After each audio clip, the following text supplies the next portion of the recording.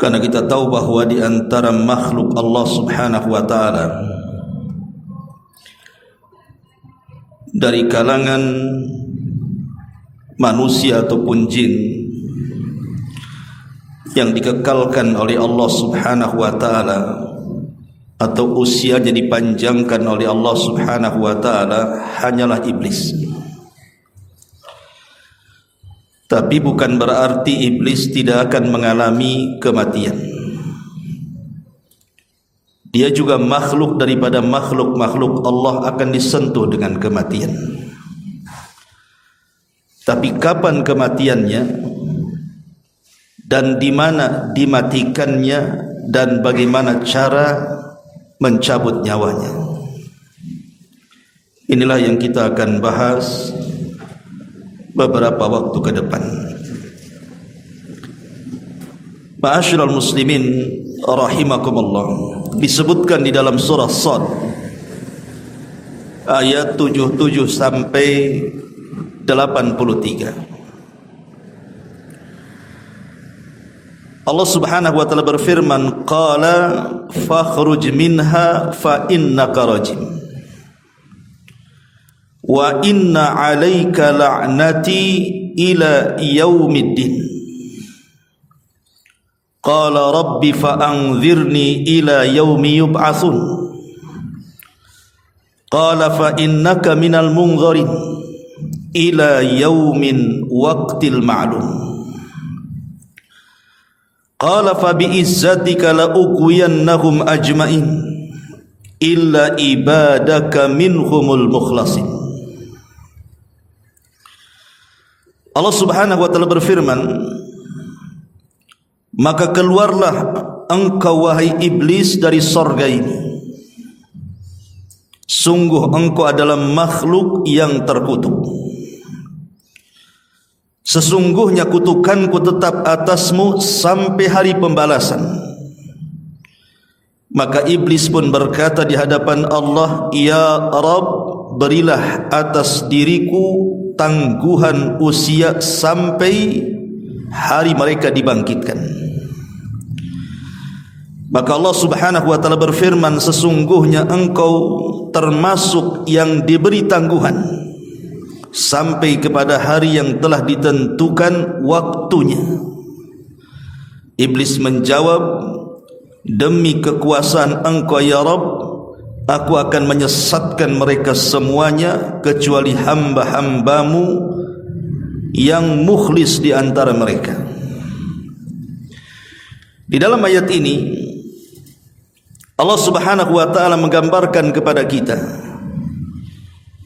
ketika Allah Subhanahu wa taala merintahkan para malaikat, termasuk juga iblis di dalamnya, untuk sujud kepada Adam alaihi salam sebagai sujud penghormatan. Tapi kemudian iblis pun menolak karena dengki, hasad dan kesombongannya. Merasa dia lebih hebat dibandingkan Adam alaihi salam. Lah karena iblis ini menolak perintah Allah Subhanahu wa taala, maka Allah murka. Kemudian Allah firmankan di sini, fakhruj minha fa innaka rajim. Kalau begitu keluarlah engkau dari sorga, engkau makhluk yang terkutuk, kata Allah. Bahkan Allah Subhanahu wa taala saking murkanya mengatakan, wa inna 'alaika la'nati ila yaumiddin. Dan ingat, kata Allah, kutukanku akan senantiasa ada padamu sampai hari pembalasan. Disinilah kemudian iblis meminta kepada Allah Subhanahu wa taala untuk ditangguhkan usianya. Dan dia mengatakan, qala rabbi fa'anzirni ila yaumi yub'atsun. Ya Rabb, kalau begitu tangguhkanlah usiaku sampai hari mereka dibangkitkan. Jadi iblis itu sebenarnya meminta kepada Allah Subhanahu wa taala untuk tidak mati selamanya. Sebab kalau seandainya iblis kemudian dihidupkan sampai manusia dibangkitkan, artinya iblis tidak pernah mati. Karena kita tahu bahwa tiupan sangkakala itu kan menurut pendapat yang kuat 2 kali. Di mana tiupan yang pertama itulah yang disebut dengan nafkhatul faza' wal maut, tiupan kejutan dan kematian. Baru setelah itu Allah Subhanahu wa taala perintahkan kepada Israfil untuk meniup tiupan yang kedua. Itulah tiupan kebangkitan. Maunya iblis itu ditangguhkan usianya sampai dibangkitkan manusia. Kalau begitu iblis tidak pernah mati. Karena ketika tiupan yang pertama semua manusia mati, dia tak mau mati. Dia maunya setelah tiupan yang kedua, artinya sudah pindah alam. Bukan alam dunia lagi, tapi alam akhirat, kan begitu. Intinya dia tak mau mati sebenarnya. Tapi Allah Subhanahu wa taala kemudian mengatakan, qala fa innaka minal munzarin. Baik, kata Allah, aku akan berikan tangguhan usia kepadamu, tetapi kata Allah, ila yaumil waqtil ma'lum, sampai hari yang Allah tentukan. Di sini menjadi khilaf para ulama. Apa yang dimaksud ila yaumil waqtil ma'lum? Ketika Allah Subhanahu wa taala mengatakan, sungguh kamu termasuk orang-orang yang diberikan tangguhan sampai waktu yang ditentukan. Para ulama tafsir berbeda pendapat tentang waqtil ma'lum, waktu yang ditentukan oleh Allah untuk kematian iblis ini. Ada beberapa penafsiran, di antaranya perkataan Abdullah ibn Abbas radhiyallahu anhuma. Dia mengatakan yang dimaksud adalah arada bihi an-nafkhatul ula. Maksudnya iblis itu akan mati pada tiupan sangkakala yang pertama. Sebagaimana pada tiupan ini manusia akan dibinasakan oleh Allah. Semua binatang-binatang juga akan dimatikan oleh Allah, termasuk para malaikat. Maka iblis juga masuk di dalamnya. Kata Abdullah ibn Abbas radhiyallahu anhuma, ai hina tamutul khalaik, ketika semua makhluk dibinasakan oleh Allah Subhanahu wa taala ataupun dimatikan Allah Subhanahu wa taala, maka disitulah iblis pun ikut mati. Ini pendapat Abdullah ibn Abbas radhiyallahu anhuma, bahwa dia berpendapat bahwa kematian iblis itu pada tiupan sangkakala yang pertama. Tapi sebagian para ulama yang lain, mereka mengatakan bahwa yang dimaksud ila yaumil waqtil ma'lum, maksudnya tidak ada yang tahu kematiannya kapan kecuali Allah Subhanahu wa taala. Tapi yang jelas bahwa iblis itu pasti akan mati. Karena semua makhluk itu akan dibinasakan oleh Allah Subhanahu wa taala berdasarkan keumuman Al-Qur'an, kullu man 'alaiha fan wa yabqa wajhu rabbika dzil jalali wal ikram. Kullu man 'alaiha fan. Setiap makhluk akan dibinasakan oleh Allah Subhanahu wa taala, kecuali wajah Allah Subhanahu wa taala dzil jalali wal ikram. Dari sini kita tahu bahwa yang jelas dia akan mati, tapi kapan kematiannya tidak ada yang tahu kecuali Allah Subhanahu wa taala. Ini juga satu pendapat yang disebutkan oleh para ulama. Ada juga yang mengatakan bahwa kalimat ila yaumil waqtil ma'lum, sebagaimana dikatakan oleh Imam Al-Qurtubi rahimahullahu taala, qala Allah berfirman lahu kepada dia, fa innakum mimman ukhirat halakuhum ila yaumil ladzi yamutu fihi kullal khalqi ba'da nafkhatil ula la ila yaumil ba'thi. Juga Imam Al-Qurtubi menguatkan pendapat perkataan ila yaumil waqtil ma'lum, artinya engkau adalah di antara orang yang diakhirkan kehancurannya sampai hari di mana seluruh makhluk Allah dimatikan setelah tiupan sangkakala yang pertama, bukan saat hari kebangkitan. Berarti ada juga yang mengatakan bahwa iblis itu dimatikan di antara dua tiupan.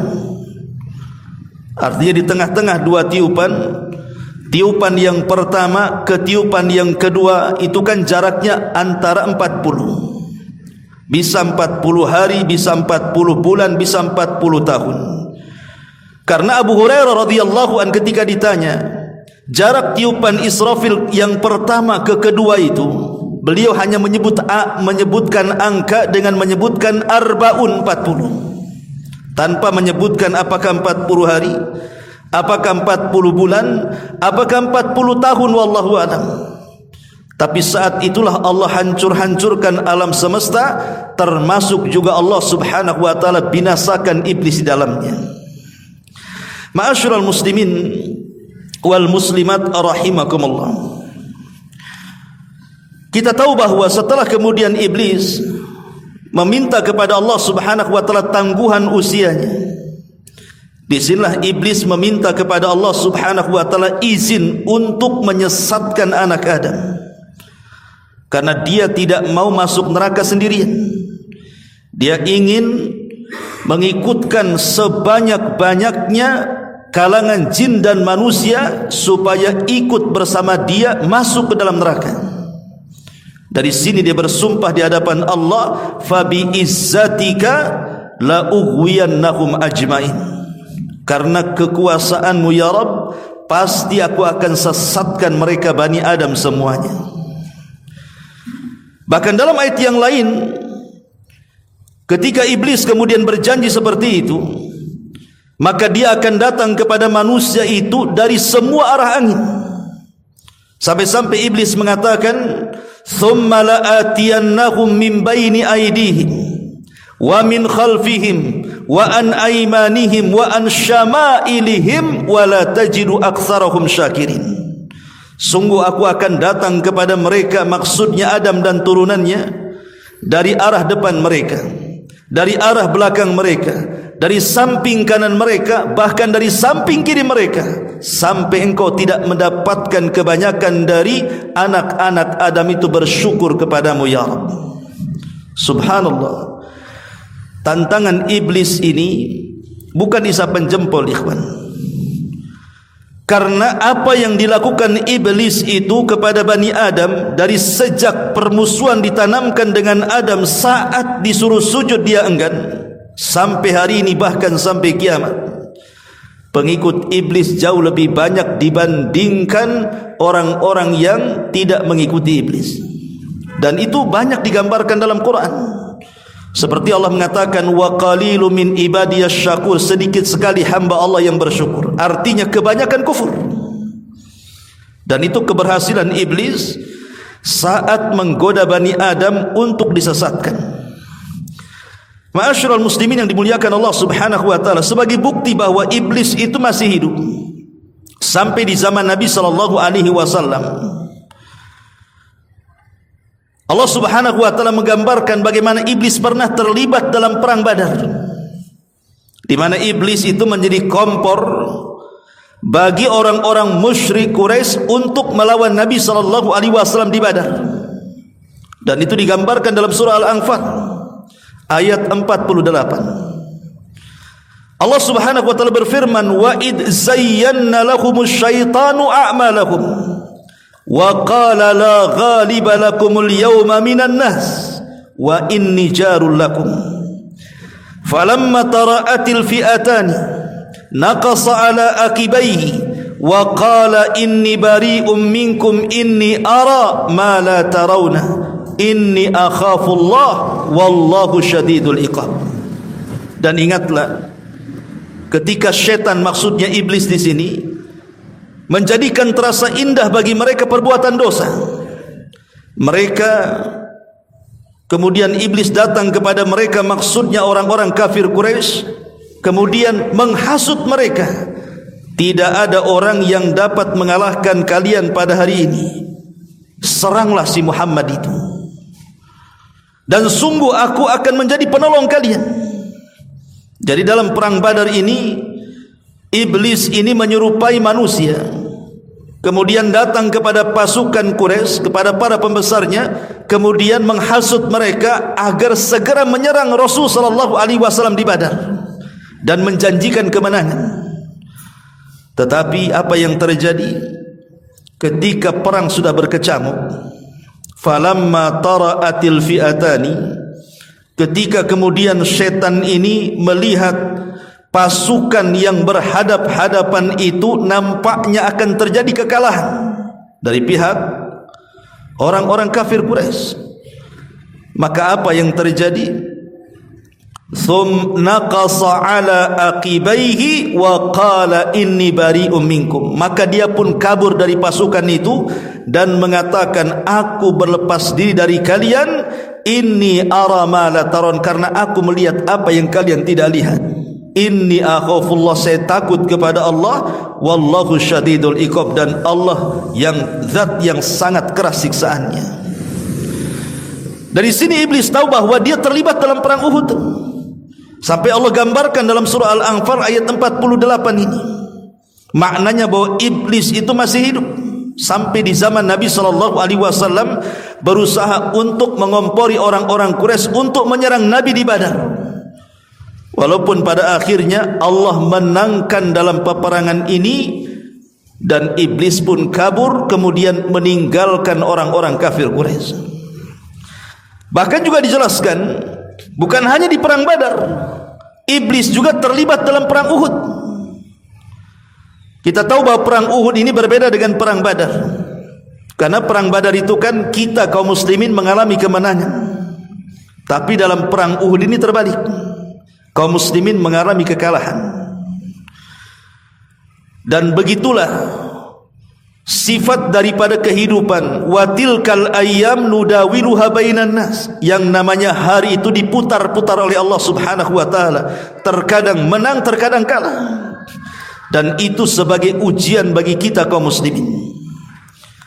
Disebutkan dalam sebuah hadis dari Ummuna Aisyah radhiyallahu anha, dia mengatakan, lamma kana yauma Uhud, ketika terjadi perang Uhud, huzimal musyrikuna, maka orang-orang musyrik pun mereka kemudian menyerang kaum muslimin. Pada awal peperangan kita tahu bahwa Nabi SAW mengatakan kepada 40 atau 50 pemanah yang ada di Jabal Rumat itu, dan mengatakan, apapun yang terjadi dengan kalian jangan pernah turun. Tugas kalian hanya memanah dari ketinggian, jangan ikut campur dengan pasukan yang di bawah. Ketika para pemanah mereka melihat kemenangan pasukan yang di bawah, karena orang-orang musyrik itu mereka lari tunggang langgang yang dipimpin oleh Khalid ibn Walid, ketika itu dia masih musyrik. Orang-orang yang di atas disangkanya sudah mengalami kemenangan, padahal itu siasatnya Khalid bin Walid. Dia mundur itu bukan lari, tapi mundur itu memutar bukit dia. Ketika para pemanah ini akhirnya kemudian tergiur dengan ghanimah, harta rampasan perang yang ditinggalkan begitu saja, mereka turun. Hanya beberapa orang yang bertahan di atas bukit itu. Lah saat mereka turun itulah, maka iblis pun berteriak. Fasaha iblis, kata Aisyah radhiyallahu anha, dia mengatakan, maka iblis berteriak, ai ibadallah ukhrakum, faraja'at ulahum fajtaladat hiya wa ukhrahum, fanadhara Hudzaifatu fa idza huwa bi abihi al-Yamani. Wahai hamba-hamba Allah, saudara-saudaramu, orang pertama dari mereka berbalik, dan dia dan orang-orang yang terakhir mereka pun akhirnya saling menyerang dan sebagian mereka gugur. Maksudnya begini, jadi orang-orang yang turun dari atas bukit itu ketika mau bergabung dengan pasukan yang di bawah, Maka setan kemudian iblis berteriak seolah-olah yang di belakang itu adalah orang-orang musyrik yang hendak menyerang dari belakang mereka. Lah orang-orang yang dibawa disangkanya itu bukan sahabat, mereka adalah orang-orang musyrik. Akhirnya orang yang di bawah berbalik kemudian menyerang orang-orang yang baru turun dari gunung itu. Akhirnya terjadi peperangan di situ. Padahal sama-sama orang Islam kan. Lihat bagaimana iblis mengacaukan perang Uhud itu. Sampai-sampai ada beberapa sahabat yang gugur di situ. Sampai dijelaskan Hudzaifah ibn al-Yaman yang ada di situ, dia melihat ayahnya Al-Yamani dan dia mengatakan, "Ai ibadallah, abi, wahai hamba-hamba Allah, itu ayahku Yaman, jangan kalian bunuh." Tapi namanya perang, kalau sudah berkecambuk itu sudah tidak dengar lagi teriakan kan. Akhirnya dibunuh juga tuh ayah daripada Hudzaifah itu namanya Al-Yamani. Jadi mereka saling menyerang gara-gara kompor daripada iblis tuh. Akhirnya Hudzaifah pun mengatakan, faqala Hudzaifah ghafarallahu lakum, semoga Allah mengampuni kalian, kenapa kalian bunuh ayahku, katanya. Qala Urwah, maka Urwah berkata, fama zalat fi Hudzaifah minhu baqiyatu khairin hatta lahiqa billah. Urwah berkata masih ada sisa-sisa kebaikan dalam diri Hudzaifah hingga dia meninggal dunia. Lihat bagaimana kekalahan daripada perang Uhud itu akibat adu domba yang dilakukan siapa? Iblis. Ya. Ma'asyiral muslimin wal muslimat rahimakumullah. Bahkan bukan hanya iblis datang kepada kaum muslimin yang sedang berperang, dia pun datang kepada Nabi sallallahu alaihi wasallam. Dijelaskan dalam sebuah hadis yang sahih dari Abi Darda radhiyallahu anhu, qama Rasulullah sallallahu alaihi wasallam fasami'nahu yaqul a'udzu billahi minka thumma qala al'anuka bi la'natillahi thalathan. Jadi Rasul sedang salat, tiba-tiba kemudian iblis datang mengganggu Nabi.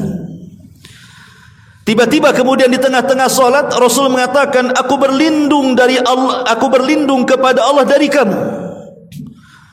Dan Rasul mengatakan, aku laknat dirimu sebagaimana laknat Allah kepada dirimu. Rasul menyebutkan 3 kali. Maka selesai solat, sahabat heran, kenapa di tengah-tengah solat Rasul berteriak seperti itu, sambil kemudian menjulurkan tangannya ke depan dan berlindung kepada Allah sambil melaknat. Jadi Rasulullah SAW sedang salat begini, tiba-tiba dia begini dan mengatakan, a'udzu billahi min, aku berlindung kepada Allah dari kamu, aku laknat engkau sebagaimana Allah melaknat engkau. 3 kali Rasul mengatakan seperti itu. Jadi selesai salat, sahabat heran, kenapa Rasul mengucapkan kalimat itu di tengah-tengah salat? Ya. Akhirnya kemudian sahabat bertanya, ya Rasulullah, qad sami'naka taqul fi salati syai'an lam nasma'uka taqulu qabla dhalik. Rasul, kami tadi mendengar engkau mengucapkan sesuatu dalam salatmu yang kami tidak pernah mendengar kebiasaan kamu mengucapkan kalimat itu dalam salat. Maka Nabi SAW kemudian menjelaskan alasannya dan bersabda, inna aduwallah iblis, sesungguhnya musuh Allah si iblis itu, jaa bi shihabim min nar liyaj'alahu fi wajhi, dia datang dengan membawa api hendak membakar wajahku. Fakultu, maka aku katakan, kata Rasul, a'udzu billahi minka 3 marrat, aku mengatakan aku berlindung kepada Allah darimu sebanyak 3 kali. Kemudian aku pun mengatakan, al'anuka bila'natillahi tammah, aku berlindung, aku melaknat dirimu sebagaimana Allah telah melaknat kepadamu sebanyak 3 kali. Kemudian Rasul mengatakan, thumma aradtu akhudahu, sebenarnya aku ingin mencekik dia. Wallahi, demi Allah, laula da'watu akhina Sulaiman, kalau bukan karena aku teringat doanya Nabi Sulaiman saudaraku, la asbaha muthiqan yal'abu bihi wildan ahli Madinati. Tentu aku akan cekik dia, ku ikat dia di tiang, dan besoknya menjadi permainan anak-anak kota Madinah, katanya. Tapi karena aku teringat dengan doa Nabi Sulaiman, ku lepaskan lagi dia. Apa doanya Nabi Sulaiman? Di mana Nabi Sulaiman berdoa agar Allah tidak memberikan yang Allah beri kepada dia kepada orang setelah dan sesudahnya. Artinya kan Sulaiman bisa menundukkan jin. Sulaiman tidak mau bahwa kekuasaan yang Allah berikan dengan kemampuan mampu menundukkan bangsa jin diberikan kepada orang-orang setelahnya. Makanya Rasul teringat dengan kalimat itu, akhirnya dilepas lagi. Lihat, menunjukkan bahwa iblis itu hidup sampai zaman Nabi SAW, bahkan mengganggu solat Nabi SAW. Bahkan iblis juga hidup sampai hari ini. Nabi SAW mengatakan dalam hadis Jabir radhiyallahu anhu, inna arsya iblis alal bahri fayab'asu sarayahu fayaftinuna an-nas fa'a'zamuhum indahu a'zamuhum fitnatan. Iblis ini membangun istananya, kata Rasul, di tengah lautan. Ada orang yang mengatakan seperti ada seorang penulis dari Mesir yang bernama Isa Daud. Beliau mengatakan bahwa hadis ini menunjukkan letak istana iblis. Di mana? Di segitiga Bermuda. Karena di segitiga Bermuda ini memang lautan yang sangat menakutkan, kan? Banyak kapal-kapal hilang di situ, banyak pesawat-pesawat yang jatuh di situ, dan berbagai macamlah keanehan-keanehan dan musibah yang kita sudah mendengar semuanya. Sampai Isa Daud mengatakan bahwa istana iblis itu ada di tiga Bermuda tadi. Tapi wallahu alam, kita tidak bisa memastikan istananya di mana. Karena Rasul hanya mengatakan bahwa istana iblis itu pokoknya ada di lautan. Lautan mananya wallahu alam. Karena sampai hari ini juga belum ada yang sanggup menyingkap perkara gaib ini. Cukup kita imani saja. Lah setiap hari iblis ini sampai hari ini, maka dia akan mengutus pasukan-pasukannya untuk menggoda manusia yang ada di daratan. Maka pasukan yang paling dimuliakan oleh iblis adalah pasukan yang sanggup mendatangkan sebesar-besar fitnah bagi manusia. Sampai sebuah riwayat, iblis ini mengutus pasukan. Mungkin di antara pasukan ini ada yang menggoda orang yang akhirnya tadinya sholat jadi tidak sholat, yang tadinya suka puasa jadi tidak puasa, yang tadinya suka membaca Quran akhirnya tidak suka membaca Quran, yang tadinya bersedekah akhirnya tidak suka bersedekah. Tapi iblis menganggap bahwa pasukan yang sanggup menggoda manusia-manusia seperti itu belum ada apa-apanya. Karena itu perkara yang remeh-temeh bagi mereka. Tetapi ketika iblis kemudian melihat ada satu pasukannya yang berhasil mencerai-beraikan rumah tangga manusia, akhirnya sampai bercerai antara suami istri, maka pasukan ini paling dihormati oleh iblis. Sampai iblis meletakkan piala di atas kepalanya dan mengatakan, anta, engkau pasukan terbaik, engkau pasukan terbaik.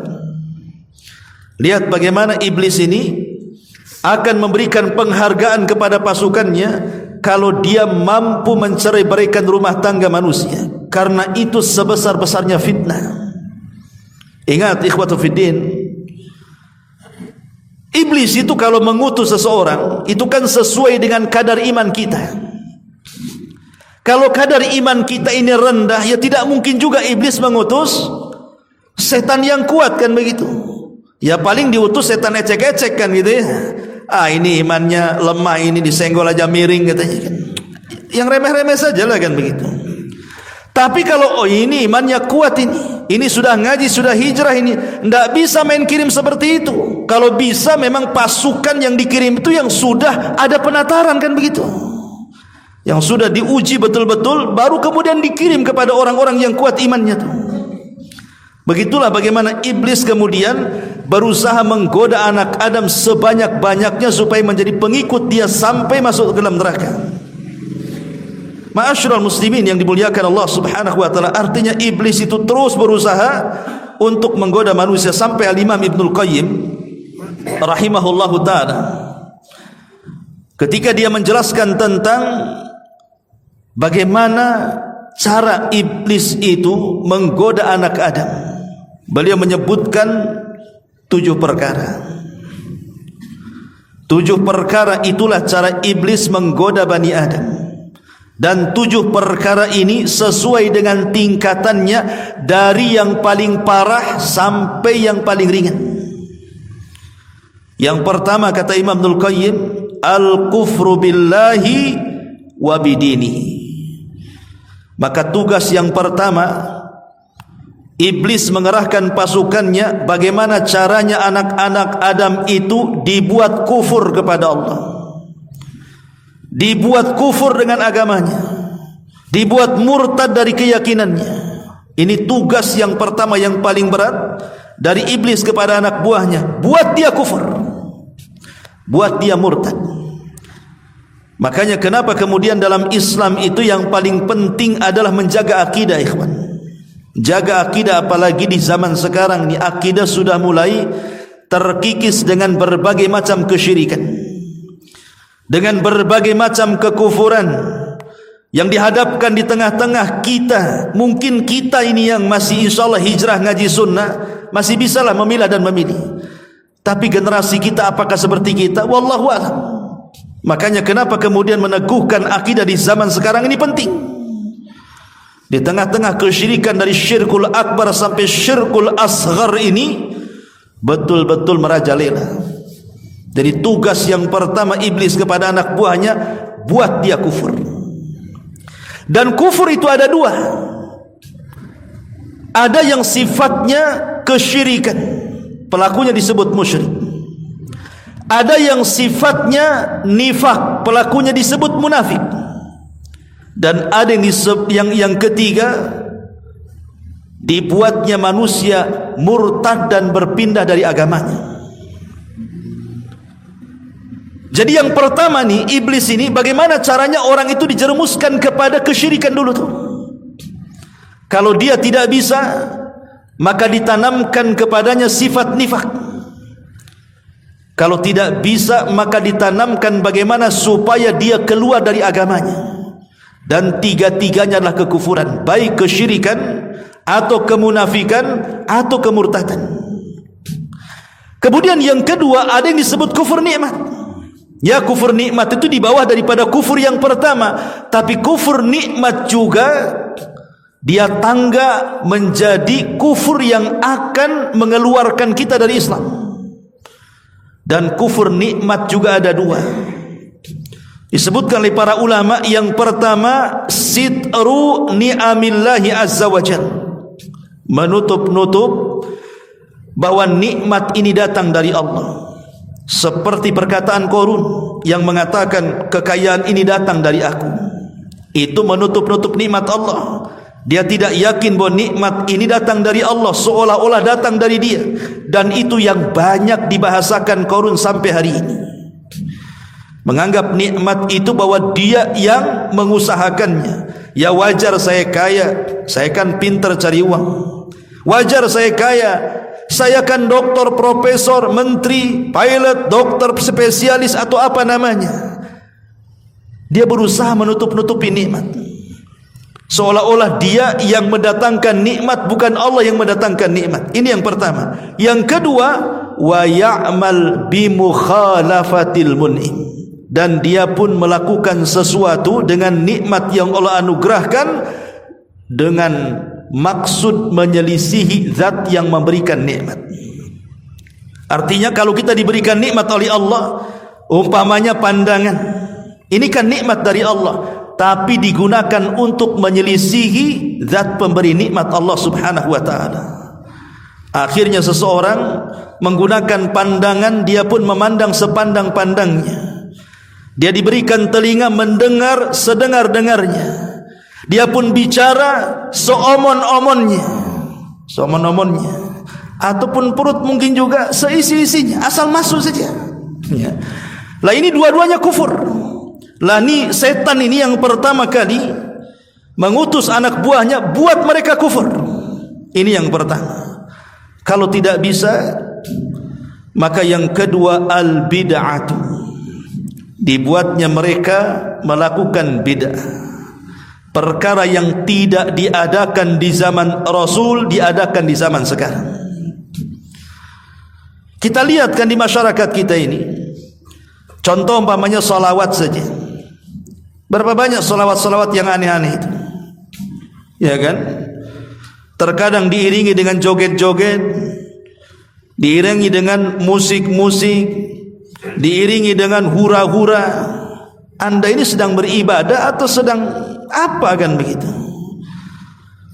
Seperti orang-orang Syiah juga. Apabila datang bulan Muharram, mereka memukul-mukul badan. Kononnya katanya demi menebus kesalahan bapak nenek moyang mereka yang dengan sebab mereka terbunuhnya Husain, cucu daripada Nabi SAW di Karbala. Maka setiap datang Muharram, maka mereka pun kemudian berjoget-joget sambil memukul-mukul besi pada badan dan kepalanya, sampai anak bayi diketuk kepalanya biar keluar darahnya. Ini ajaran dari mana? Kalau memang merayakan kematian Husain, bukan dengan seperti itu kan begitu. Bukankah Rasul yang mengatakan laisa minna man darabal hudud wa syaqqal juyub wa da'a bid'awal jahiliyah?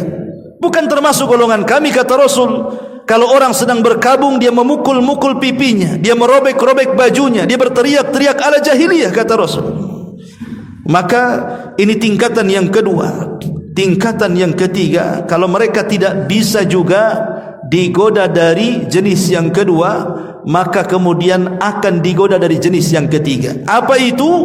Dicintakan dengan al-kabair, dosa-dosa besar. Digemarkan zina, disukakan khamar, dicintakan dengan judi, disukakan dengan ghibah, dengan namimah, dengan dusta dan begitu semacamnya. Tapi kalau juga tidak bisa lewat yang ketiga, maka akan lewat yang keempat, kata Imam Ibnul Qayyim, as-saghair. Bagaimana mereka disuruh untuk melakukan dosa-dosa kecil. Kalau tidak bisa juga dosa-dosa kecil, maka beralih ke yang kelimanya, disibukkan dengan perkara mubah. Ya, main bola itu mubah saja, tidak ada masalah. Tapi dengan sibuknya dengan perkara mubah, akhirnya gara-gara main bola capek badannya. Ketika sholat mulai pegal-pegal kakinya, enggak khusyuk. Ketika main bola tak ada pegal. Ketika sholat datang pula pegalnya tuh. Nah, ini kan bahaya kan.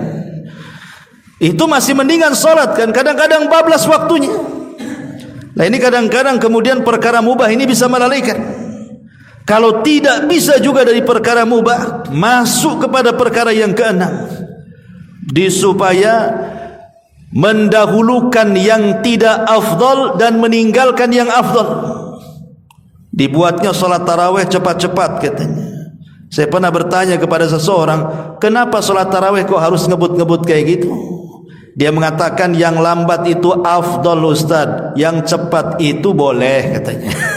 Enak kali jawabannya. Lah kalau memang yang lambat itu afdal, yang cepat boleh, kenapa tak pilih yang afdal? Kenapa pilih yang boleh pula kan begitu? Itulah setan di situ tuh. Dia kemudian dicintakan kepada yang tidak afdal, yang afdal boleh ditinggalkan. Kalau tidak bisa juga, nah ini yang terakhir nih, setan dah putus asa ini. Disitulah dia akhirnya apa? Menyuruh seluruh wali-walinya dari kalangan jin, seluruh wali-walinya dari kalangan manusia yang sudah loyal kepada mereka, seperti para dukun, paranormal, tukang-tukang sihir, preman-preman dan begitu seterusnya, untuk membuat kekacauan. Inilah tujuan iblis untuk menggoda manusia. Ma'asyiral muslimin yang dimuliakan Allah Subhanahu wa taala, baik kembali. Lalu Kapan meninggalnya iblis dan bagaimana meninggalnya iblis dan bagaimana caranya meninggalnya iblis. Ma'asyiral muslimin yang dimuliakan Allah Subhanahu wa taala, disebutkan dalam sebuah riwayat dari Ahnaf ibn Qais, dia mengatakan, qadimtul Madinata wa ana uridu Umar ibn al-Khattab radhiyallahu anhu. Kata Ahnaf ibn Qais, dia mengatakan, saya pergi menuju kota Madinah, ingin berjumpa dengan Umar ibn al-Khattab radhiyallahu anhu.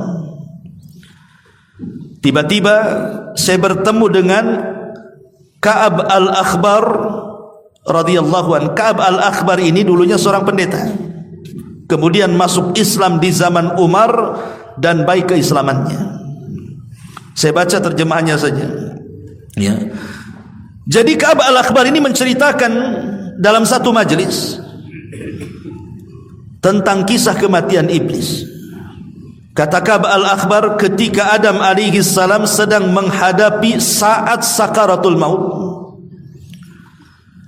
maka dia berkata, ya Rabb, musuhku, maksudnya iblis, pasti akan mengejek kepadaku jika ia melihat aku telah mati, padahal dia diberikan tangguhan hidup sampai kiamat dibangkitkan. Maka Allah Subhanahu wa taala menjawab, wahai Adam, kamu langsung menuju ke sorga, tidak ada masalah.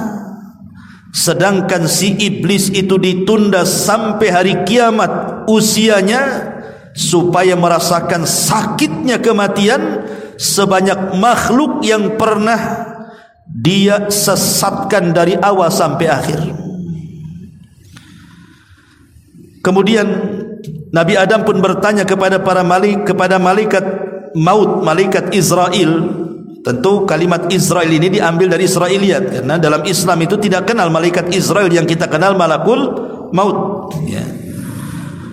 Jadi Adam berkata kepada malaikat Israel, sebutkan kepadaku bagaimana rasanya pedih kematian itu.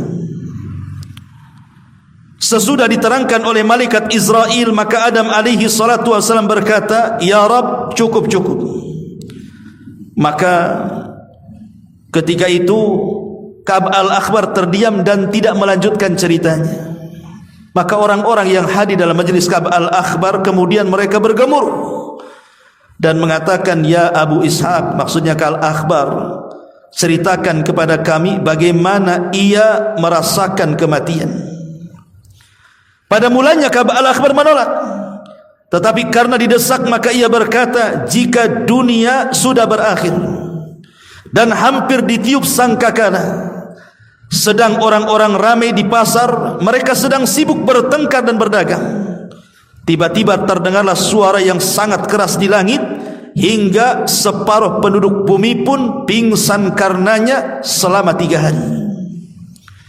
Bagi mereka yang tidak pingsan, mereka bingung, bagaikan kambing ketakutan dalam keadaan hiruk pikuk sedemikian itu. Maka terdengarlah lagi satu suara gemuruh bagaikan suara halilintar yang sangat dahsyat bunyinya. Maka tidak ada seorang pun melainkan mati karena halilintar itu. Dan semua manusia, semua jin, semua binatang, semua tumbuh-tumbuhan dan makhluk-makhluk yang lainnya, mereka pun diwafatkan oleh Allah Azza wa Jalla. Ketika itu yang hidup tinggal iblis saja. Ketika semua mati, manusia mati, jin mati, binatang mati, tumbuh-tumbuhan mati, iblis pula belum mati. Maka Allah Subhanahu wa taala pun memerintahkan malaikat Israel atau malaikat maut, aku telah menjadikan padamu pembantu sebanyak orang yang pertama hingga yang terakhir. Dan aku telah memberikan kekuatan penduduk langit dan juga penduduk bumi kepadamu, wahai Israel. Dan kini aku pakaikan kepadamu pakaian kemurkaan dan kemarahanku. Maka turunlah dengan membawa murka dan kemarahanku, cari si laknat iblis itu. Maka rasakanlah kepadanya bagaimana kepedihan kematian yang telah dirasakan oleh orang-orang yang terdahulu hingga yang terakhir dari kalangan jin dan manusia, buat kesakitan yang berlipat ganda, dan hendaknya kamu membawa 70.000 malaikat yang kesemuaannya penuh dengan rasa murka dan kecemasan. Dan tiap malaikat Zabania membawa rantai dari neraka Ladha, dan cabutlah dengan 70.000 rantai itu dari neraka, dan beritakan kepada para malaikat, terutama malaikat maut, malaikat Malik penjaga neraka, supaya membuka pintu-pintu neraka untuknya, katanya. Maka setelah itu para malaikat sudah mendapatkan perintah Allah supaya datang kepada iblis beramai-ramai. Maka turunlah malaikat Israel dengan bentuk yang sangat mengerikan, sehingga andai kata seluruh penduduk langit dan penduduk bumi dapat melihat bentuk yang mengerikan itu, niscaya akan cair kesemuaannya karena teramat sangat ngeri bentuknya. Kemudian setelah iblis sadar bahwa dia sedang diincar oleh malaikat maut, malaikat Israel, maka dia berusaha untuk lari ke timur dan barat, menghindar. Tapi apa gunanya menghindar dari malaikat maut, ikhwan?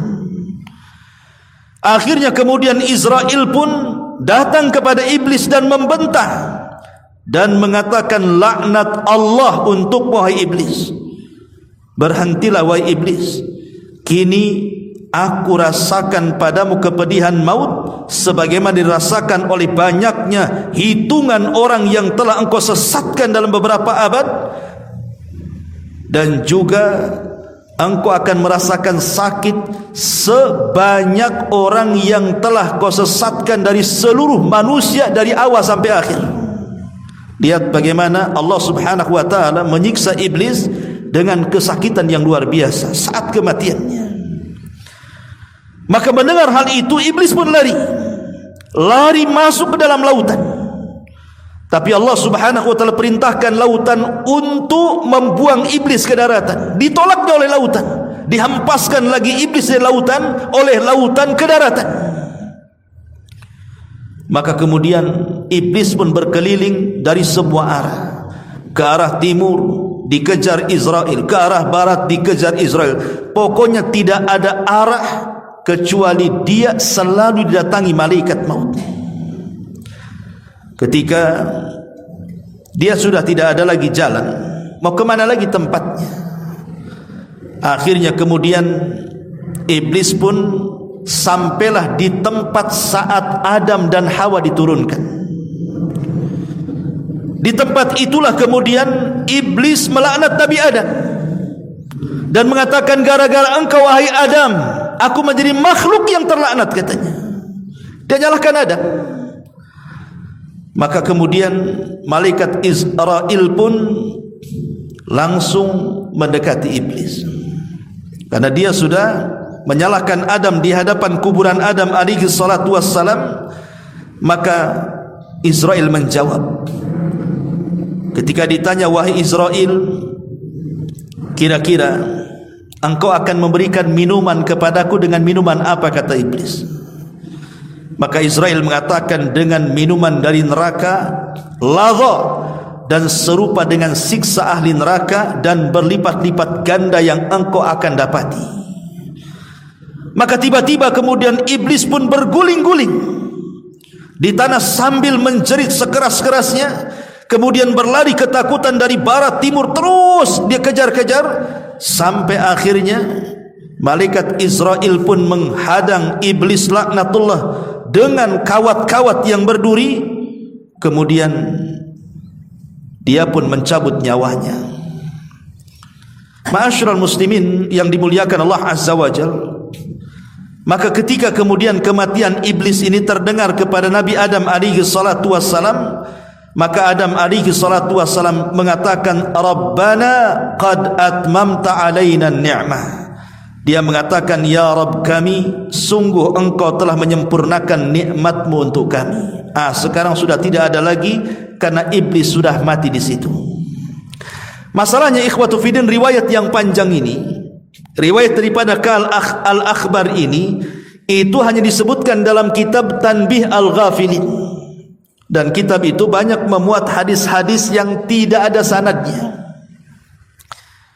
Dan kebanyakan kisah-kisah yang seperti ini bukan datang dari Nabi SAW, tapi kisah ini datang dari kisah Israiliyat. Dan kisah Israiliyat ini, ikhwatu fillah, muliakan Allah Azza wa Jalla, Nabi mengatakan kita tidak boleh mendustakan secara mutlak, tidak boleh juga membenarkan secara mutlak.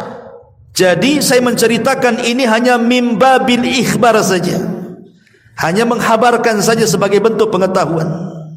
Tidak boleh jadikan sandaran, karena ini bukan dari hadis yang sahih, bukan hadis Nabi SAW. Ini dari kisah-kisah Israiliyat, karena yang menceritakanlah seorang yang bernama Ka'ab al-Akhbar. Dulunya seorang Nasrani, seorang pendeta Nasrani, masuk Islam di zaman Umar.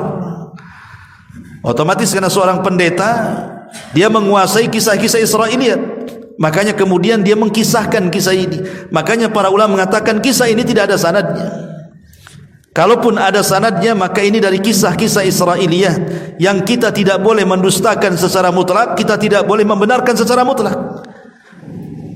Ma'asyiral muslimin yang dimuliakan Allah Subhanahu wa taala, intinya bahwa kalaupun seandainya tidak ada kisah ini, maka kita sangat yakin bahwa iblis itu pasti akan mengalami kematian. Sebagaimana tadi sudah dijelaskan di muqaddimah bahwa ada terjadi perselisihan, ada yang mengatakan kematiannya menurut Abdullah ibn Abbas pada tiupan sangkakala yang pertama, bersamaan dengan meninggalnya seluruh makhluk-makhluk Allah dari kalangan jin, manusia, binatang dan tumbuh-tumbuhan, termasuk juga iblis mati di situ. Jadi kita harus yakin bahwa iblis pasti mati. Tapi yang jelas bahwa setelah kematian iblis menyesal. Bahkan ada khutbah dalam Al-Quran itu, bagaimana iblis berkhutbah di hadapan para pengikutnya. Dijelaskan oleh Hasan Al-Basri rahimahullahu ta'ala, apa kata dia? Idza kana yaumul qiyamati, tatkala datang hari kiamat, qama iblisu khatiban, maka iblis akan berdiri di sebuah mimbar. Qama iblisu khatiban alal mimbar, dan mimbarnya itu terbuat min narin, dari api neraka.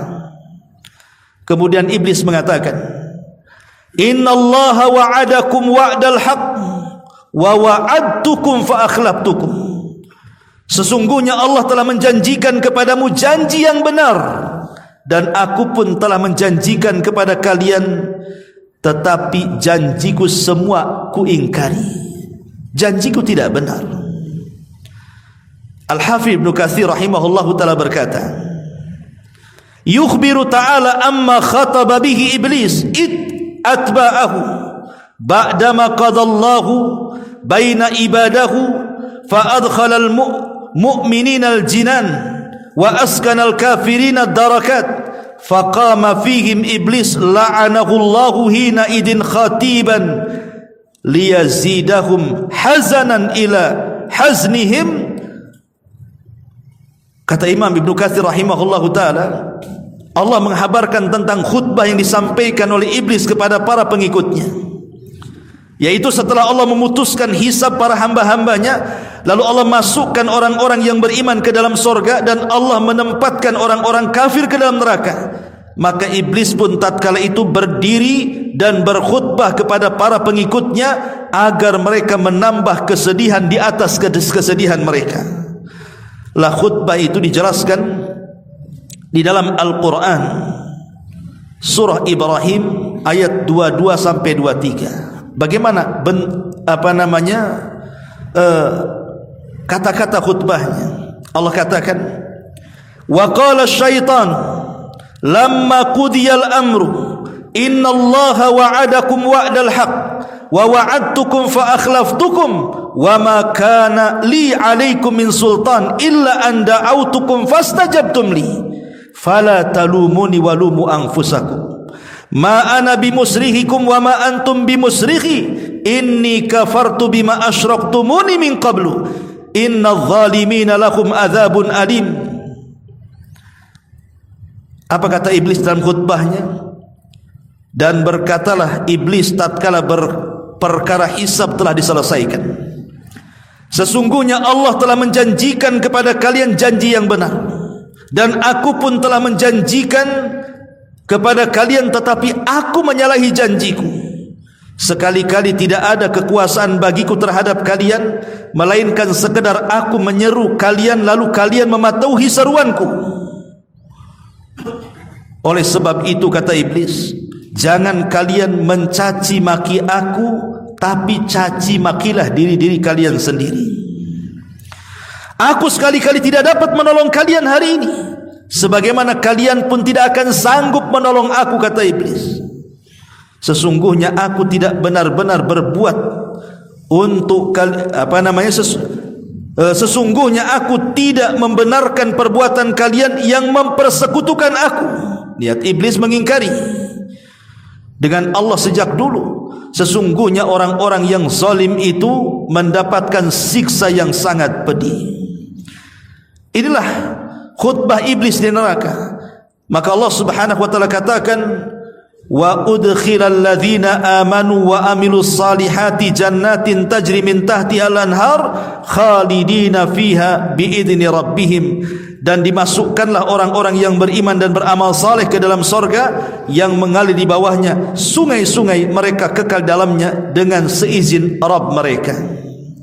Lihat ma'asyiral muslimin yang dimuliakan Allah Subhanahu wa taala, disinilah penyesalan iblis dan penyesalan para pengikutnya.